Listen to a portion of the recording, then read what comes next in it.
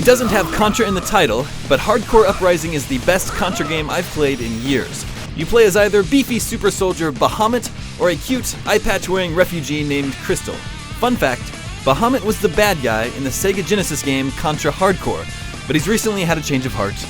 Both characters are itching to take down their oppressive government the only way they know how, with bullets, explosions, and hoverboards. Fans of old-school shooters are going to be in bullet heaven here.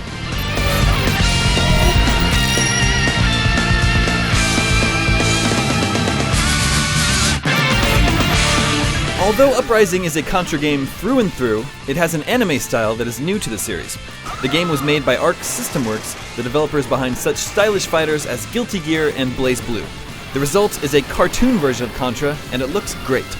While you view the action from a 2D side-scrolling perspective, the environments are rendered in 3D.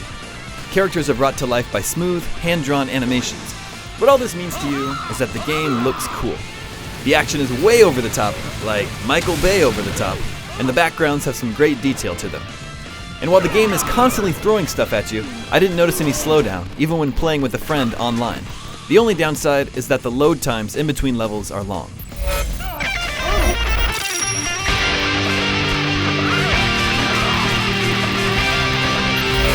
Hardcore Uprising is your typical run-and-gun shooter, where you run to the right, shoot everything in your way, and collect fun weapons. Let just one bullet hit you, and you'll lose that fun weapon. If that sounds unforgiving, well, it is.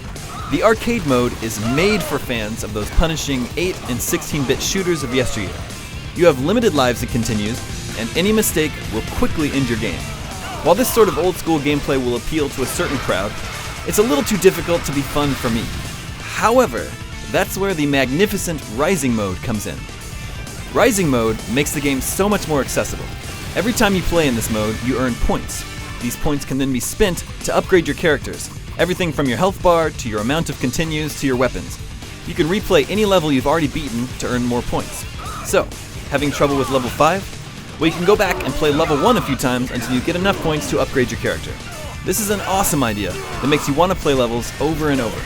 It's quite satisfying to see your character return to a level that used to give you a hard time and just blow everything away. Hardcore rarely gives you a chance to catch your breath and is overflowing with big action movie sequences. It mixes up the gameplay variety pretty well. You'll go from shooting on foot to riding vehicles to even stealth gameplay. Yes, Contra now has stealth. And as you would expect, the bosses are large and in charge. Just a couple complaints. The checkpoints can be unforgiving, and cheap deaths abound. However, Rising mode softens the blow because the more attempts you make, the more points you earn to upgrade your character. It's brilliant.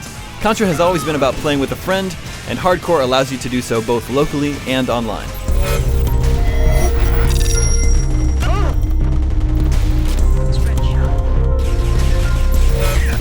Hardcore Uprising does not reinvent the run-and-gun shooter, but it's one of the best I've played in a long time.